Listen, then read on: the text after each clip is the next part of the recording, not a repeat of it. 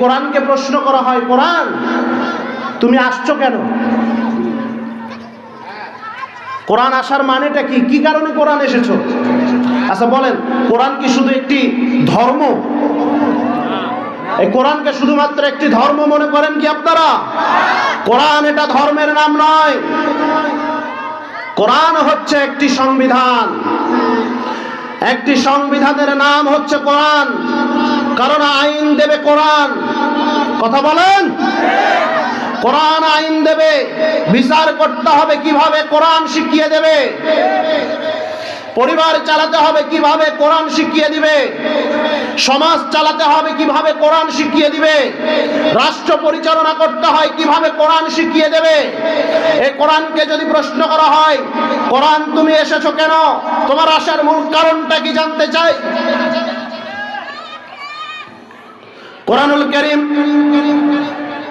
কোরআনুল কারীম ডাক দিয়ে বললেন, আলিফ লাম রা কিতাবুন আনজালনাহু ইলাইকা লিতুখরিজান নাসা মিনাজ যুলুমাতি ইলান নূর। কোরআনুল কারীম ডাক দিয়ে বললেন, আমি কোরআন এই কারণে নাজিল হয়েছি, অন্ধকারাচ্ছন্ন জাতিগুলোকে আলোর পথ দেখানোর জন্য। যে মানুষগুলো অন্ধকারের মধ্যে পড়ে থাকবে, যে মানুষগুলো অন্যায় অপকর্ম নিমজ্জিত থাকবে, সে অন্যায় অপকর্ম করা মানুষগুলোকে ভালো বানানোর জন্য আমি কোরআনুল কারীম নাজিল হয়েছি। আমি কোরআন এই কারণেই নাজিল হয়েছি, সমাজ থেকে যত অন্যায়, যত জুলুম, যত নির্যাতন, সব কিছুকে দূর করে দিয়া জনগণের মধ্যে শান্তি শৃঙ্খলা ঠিক রাখার জন্য আমি কোরআনুল কারীম পৃথিবীর জমিনে এসেছি। বলেন সুবহানাল্লাহ। আল্লাহ রাব্বুল আলামিন এর জন্য বললেন, আলা লাহুল খালকু ওয়াল আমর ইনিল হুকমা ইল্লা লিল্লাহ। রব্বুল আলামিন কোরআনুল কারীমের মধ্যে ডাক দিয়ে বললেন, সৃষ্টি যার, আইন চলবে তার, হুকুম দেবেন তিনি, গোটা মসনদের স্রষ্টা যিনি। সুবহানাল্লাহ বলেন। সুতরাং এই কোরআন হচ্ছে সেই কিতাব, যে কিতাব আজ থেকে 1500 বছর পূর্বে ইন্নাহু লাকাউলু রাসূলিন কারীম, রাসূল করিম সাল্লাল্লাহু আলাইহি ওয়াসাল্লামের উপরে নাজিল হয়েছে।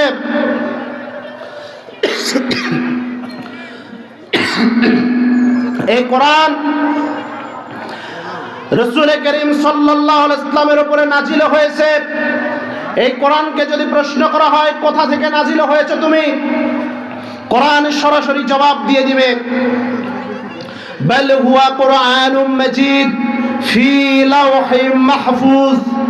শুনে রাখো, আমার বাড়ি দুনিয়াতে নয়, আমার বাড়ি কোনো মসজিদে নয়, আমার বাড়ি কোনো মাদ্রাসার তাকেও নয়, আমার বাড়ি হচ্ছে ফি লাওহে মাহফুজ, আমার বাড়ি হচ্ছে লাওহে মাহফুজে, যেটা আল্লাহর আরশে আজিমে সংরক্ষিত থাকে। সুবহানাল্লাহ বলেন।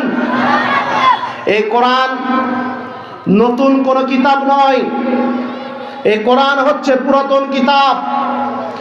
পৃথিবীর সৃষ্টি লগ্ন থেকে, পৃথিবীর সৃষ্টির আগে আল্লাহ পাক রব্বুল আলামিন কোরআনকে নাজিল করেছেন। এই কোরআন মানব সৃষ্টির আগে আল্লাহ পাক রব্বুল আলামিন ফেরেশতাদের কাছে শুনিয়েছিলেন।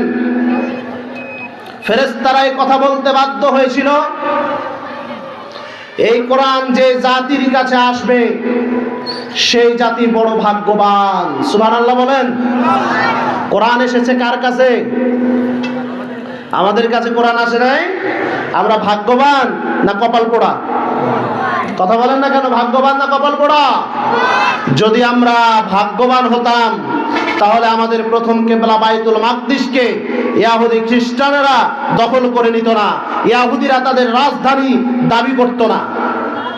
কথা বলেন।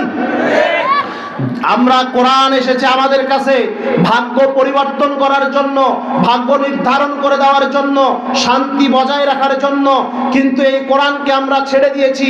এই কোরআনকে শুধু আমরা হাফেজদের সিনার মধ্যে রেখেছি, এই কোরআনকে শুধু মাদ্রাসার তাকের মধ্যে, মসজিদের তাকের উপরে রেখে দিয়েছি। সংরক্ষিতভাবে প্রত্যেকটা বাড়িতে বাড়িতে কোরআন আছে, কিন্তু এই কোরআন পড়ায়, এই কোরআন দিয়ে জীবন গড়ে, এই কোরআন অনুযায়ী আমল করার ভাগ্য আমাদের কাছ থেকে হারিয়ে গিয়েছে।